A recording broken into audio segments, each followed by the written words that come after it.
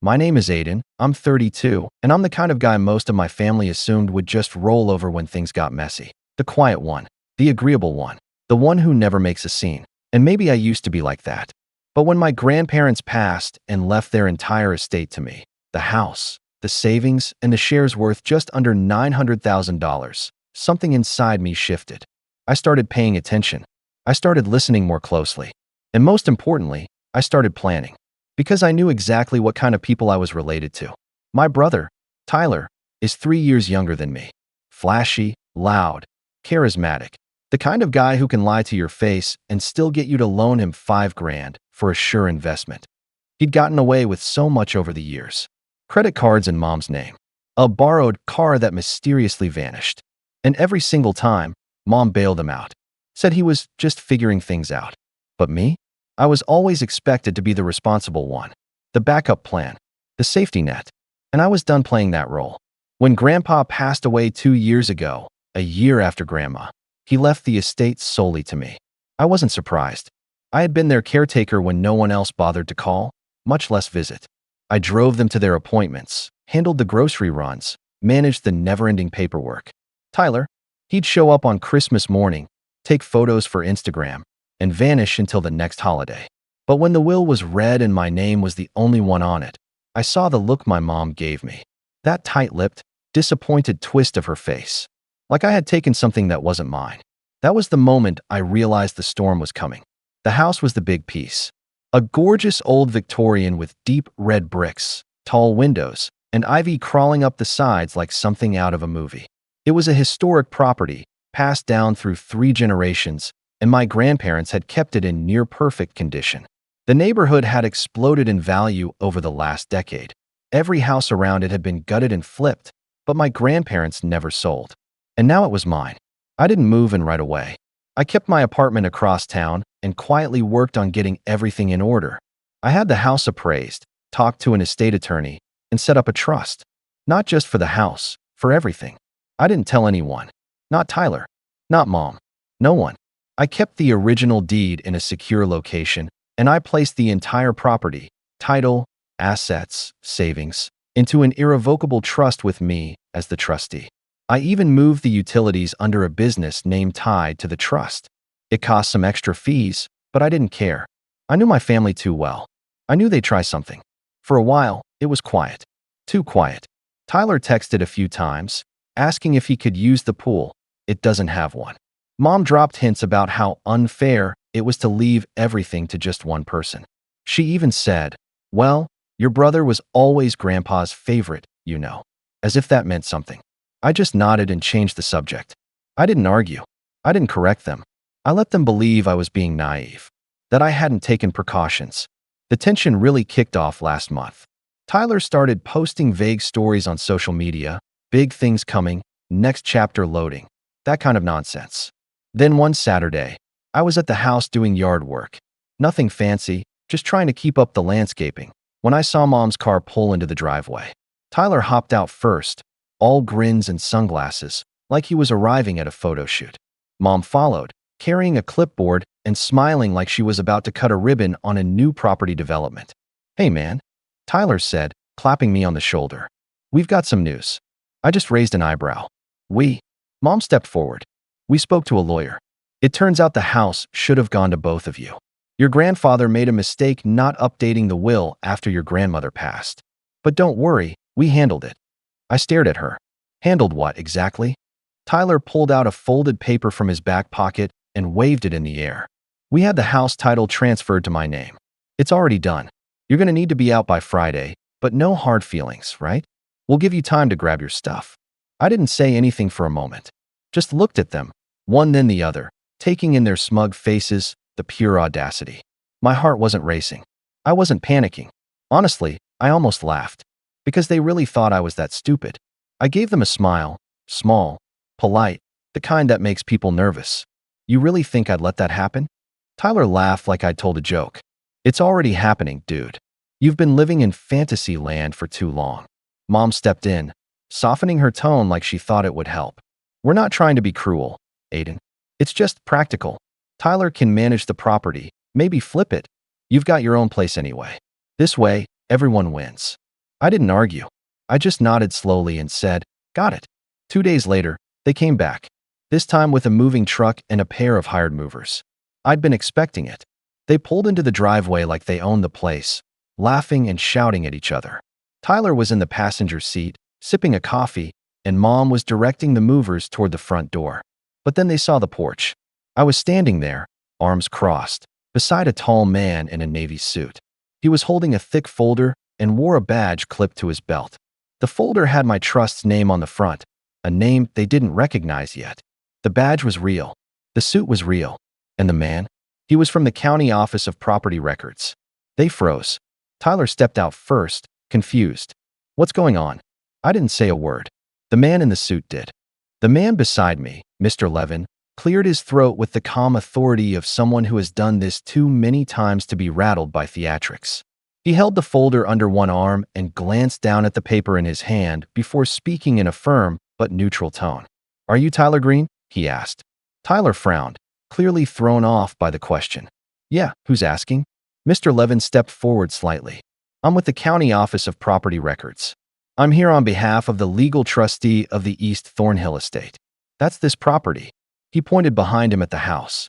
"I have documentation showing the deed has been held in a trust since April of last year, under the management of Aidan Green. Any claims made regarding the property's ownership since that date, including a fraudulent title transfer, are not just invalid, but criminally prosecutable." Tyler's face drained a full shade of color. "Fraudulent?" he muttered, looking to Mom. "What is he talking about?" Mom stepped forward, lips tight. "There must be some mistake. We had a lawyer look at the old deed. It was still in Grandpa's name. We assumed." "You assumed wrong," I said, finally breaking my silence. "I never left the property in my name directly. It's owned by a trust. That's why you couldn't find any record in the public logs. You went to some shady title mill and tried to fake a transfer based on an outdated document." Mr. Levin nodded. "I've already filed a fraud report on the attempted title claim.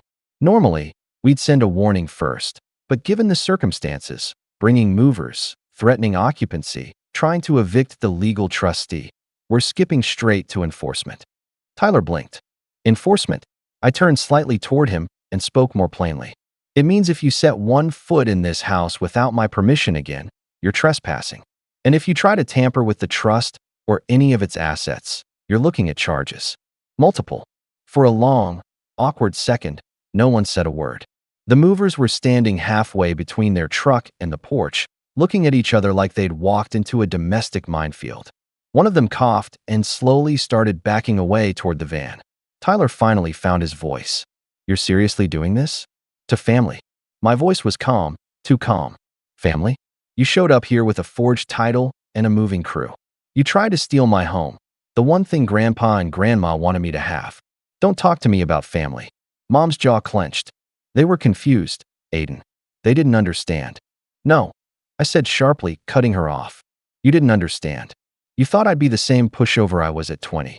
The kid you could guilt into giving up his weekend to babysit Tyler's drama, or float alone because you needed it just this once. But I'm not that kid anymore. I learned. I listened. And I prepared." Mr. Levin added, flipping through the folder. "Also, just so it's clear, we've alerted the local precinct.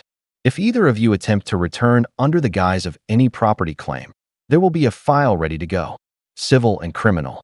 Tyler's eyes flashed, but he said nothing. He turned to the movers and snapped, "We're leaving. Now." He didn't look at me again. Mom lingered for half a second, her mouth slightly open like she wanted to say something. Maybe one last manipulation attempt, but nothing came out. She followed him without another word. The truck pulled out of the driveway, and I watched the taillights disappear down the hill. It was quiet again, that heavy kind of quiet that falls after a confrontation that's been building for years. Mr. Levin handed me a copy of the filed report and said, "Call if they come back." I thanked him, and after he left, I just stood there for a while, on the same porch where I used to sit with Grandpa and listen to him talk about knowing your people. Not just their words, but their patterns, their habits. He used to say, "Don't judge people by what they say in a moment. Judge them by what they do when they think you're not watching." He was right. I had watched, and I'd finally acted. But that wasn't the end, because 3 days later, I received a letter, one typed, formal, and signed, from a different lawyer, one hired by my mother. In it, she claimed emotional distress and argued that, as a direct descendant, she had a moral and familial right to a portion of the estate. She demanded compensation for the mental anguish caused by being excluded, and attached to it, a list of what she considered reasonable reparations: $150,000 in cash, joint ownership of the family home, and a monthly allowance until further notice. I stared at the paper, numb at first. Then my hands began to shake, not with fear, with fury, because she wasn't finished. And now, neither was I. I must have read that letter 6 times in silence before setting it down on my desk. The first few readings, I tried to make sense of it, to believe that maybe she didn't mean it the way it sounded. But by the 6th read, there was no more room for denial. My mother, my own mother, had put her name on legal stationery and tried to bill me for not letting her and Tyler steal what my grandparents entrusted to me. It wasn't even the money that got to me. It was the sheer entitlement. The gall to call this whole thing a misunderstanding one day, and then send me a formal demand for $150,000 the next, like this was just some business dispute between strangers. And the phrase that stuck in my mind, echoing louder than anything else in the letter, was familial obligation. As if loyalty only flowed one way, upward, toward them. As if I was born to give and they were born to take. I didn't respond immediately. I knew better than to react emotionally. I called Mr. Levin, who put me in touch with a sharp estate attorney named Sonia Cruz. She was in her early 40s, soft-spoken but razor-focused, the kind of person who didn't bother bluffing because she didn't need to. I gave her everything: the trust documents, the letter from my mom's lawyer, even screenshots of texts and social media posts from Tyler's little Next Chapter campaign. Within a day, Sonia had filed a formal cease and desist against both of them. The message was clear: the trust was airtight, legally shielded, and they had no standing. But Sonia didn't stop there. She looked deeper. She discovered that Tyler had forged multiple signatures when attempting the bogus title transfer. He'd even used a notary stamp, fake, of course, and filed it through a sketchy online registry in another state, hoping it wouldn't be noticed in our county records. Sonia contacted a fraud investigator with the county DA's office. Turns out, they were already looking into that registry for other forged filings. Tyler had just unknowingly become the low-hanging fruit on their case file. I still hadn't told them I knew. I figured if they wanted to keep pushing, I'd let them keep digging the hole. And dig they did. 2 weeks after the cease and desist, I got another letter. This one was less formal. It came directly from my mother. Typed, but clearly her voice. Full of passive-aggressive phrases like, "After all I've done for you, you were always the quiet one, and I raised you to be better than this." She ended it with, "You can end this all right now by just doing the right thing. Family should never need lawyers to settle what love and understanding can resolve." I didn't even bother responding. Sonia advised me not to. Instead, I forwarded the letter to her, and she added it to the growing file we were assembling, one that could be used if we needed a restraining order later on. And then came the kicker. One morning, I walked out to my mailbox and found a folded flyer stuck into the door handle. It wasn't addressed, just jammed into the gap like some kind of high school prank. But I recognized the handwriting instantly, Tyler's. The note said, "Hope you're enjoying playing king of the castle. Just remember who's really got your back when the money runs dry." I laughed. Not a big laugh, not loud. Just one of those quiet, tired laughs that comes out when you realize someone really doesn't know how far you've outgrown them. I took the note inside, scanned it, and added it to the file. But I also made a decision right then. I wasn't just going to defend myself anymore. I was going to push back. Tyler was already being looked at for real estate fraud. But Sonia pointed out that if we could prove intentional malice or harassment, we could escalate things. And while criminal courts would do their part, there was another arena where Tyler could really be hurt: his credit, his record, his job. He'd recently landed a position at a boutique real estate firm, one of those flashy places that put more effort into their Instagram account than their compliance policies. I did a little digging of my own and found out they prided themselves on transparency and ethical property transfers. Which made me wonder, would they be proud of someone who tried to steal a house with forged paperwork? But I didn't act impulsively. I waited, because then something strange happened, something I hadn't anticipated. My cousin Megan, who I hadn't spoken to in years, reached out to me out of the blue. She messaged me on Facebook. Hey, can we talk? Your mom's been calling people in the family saying some things. I figured I should let you know. We met for coffee the next morning. Megan was always the no-nonsense one. Straight shooter. And that hadn't changed. She showed me texts, voicemails, even a group chat with 2 of our other cousins. Turns out, my mother had started spreading a story. According to her, I had manipulated Grandpa in his final years, convinced him to change the will while he was mentally declining. She even hinted that I'd taken advantage of him, emotionally, legally, maybe even medically. It was an all-out smear campaign. I felt sick. That's when I knew this wasn't about the house anymore, or the money, or even Tyler. This was about control. My mother couldn't stand that I'd said no, that I'd protected something, anything, from her grasp. And now she was going to try to ruin me for it. Megan looked at me across the table and said, I don't believe her. Neither do Jamie or Chris. But she's not going to stop. She's calling everyone. I nodded slowly, heart beating harder than I wanted it to. Thanks for telling me. I didn't sleep much that night. Because that was the moment I realized.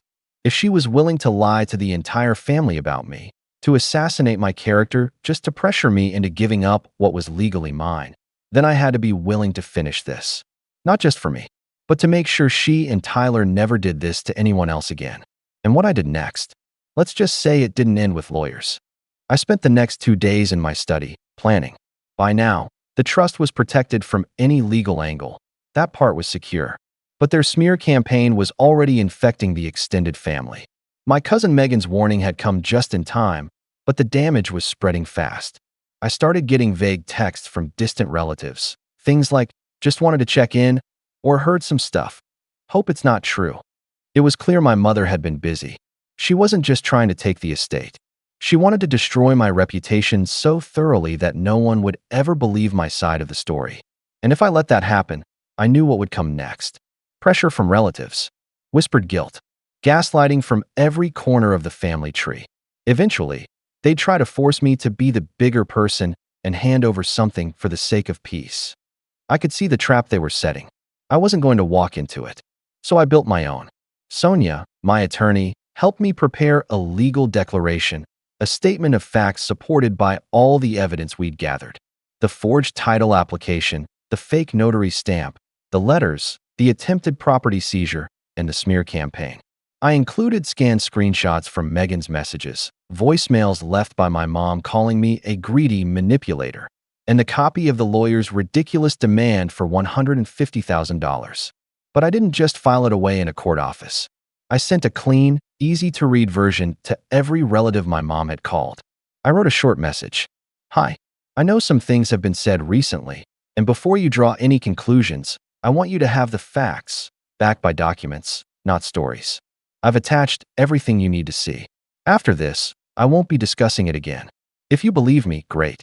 If not, that's your choice. But at least you'll be making it with the full truth in front of you. Then I hit send to 27 contacts. The fallout was instant. Within hours, I got 5 replies from relatives I hadn't spoken to in years. Most were apologetic. A few were horrified. My Aunt Robin, who used to dote on Tyler like he walked on water, called me that evening in tears.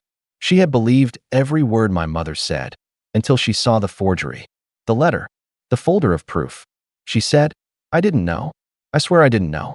Aiden, I'm so sorry. I didn't ask for apologies. I just told her I hoped she understood now why I'd done what I did. But not everyone reacted that way.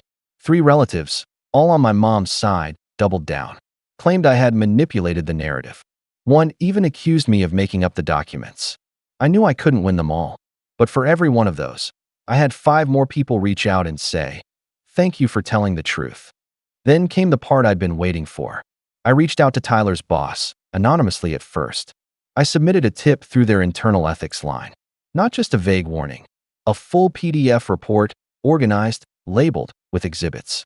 It included the attempted fraudulent transfer of the house, the misuse of legal documents, and the potential real estate crime he committed using their name and reputation. I thought maybe it'd take a week. It took 2 days. Tyler's name was removed from the company's website by the end of the week. According to a contact of mine in the local real estate association, someone I knew from college who now worked in compliance, the firm had launched an internal audit the moment they saw the complaint. They found other inconsistencies in Tyler's client files, too. He wasn't just fired. He was reported to the state board. His license was frozen pending investigation. He tried to call me the day it happened. 11 missed calls. I didn't answer a single one. That weekend, I saw a new post on his Instagram. A black screen with the words, "Some people will destroy your life and pretend they're the victim." He didn't name me, but he didn't have to. Everyone who mattered already knew the truth. But it wasn't over yet. Because 2 days later, I got a formal notice from the county. A warrant was being issued. The forged title application had triggered legal consequences. Tyler was being charged with attempted property fraud and submitting falsified documents to a government agency. I stared at the notice for a long time, numb. This wasn't the ending I ever wanted. I didn't want to destroy him. I didn't want any of this. But he'd forced it. And now, there were consequences. He was arraigned quietly. No headlines, no big scene.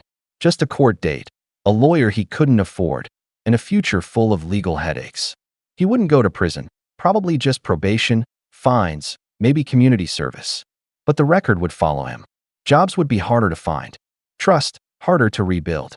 And the next time he tried to rebrand himself as a savvy real estate guy, this would be the skeleton in the closet.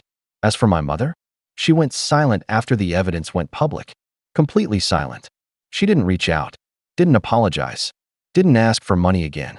But one afternoon, about 2 months later, I got a letter in the mail. Not from her attorney. A carefully worded note stating she was withdrawing all pending legal claims regarding the estate and respectfully requesting no further contact. In other words, she gave up. She knew she lost. I didn't feel joy. I didn't feel triumph. I felt free. That night, I went to the old Victorian and walked the halls slowly, barefoot on the hardwood floors. The air smelled faintly of cedar and old books. The house was quiet, peaceful, mine. I stood in the den, where Grandpa used to sit in that big leather armchair and read the paper, and whispered. I kept it safe, just like I promised. I think he would have been proud. In the end, I didn't just keep the house. I kept my dignity. I kept my future. Tyler lost his career. My mother lost her narrative. And I gained something they never expected, the strength to stop being their victim. For the first time in my life, I wasn't the quiet one anymore. I was the one who finished the fight.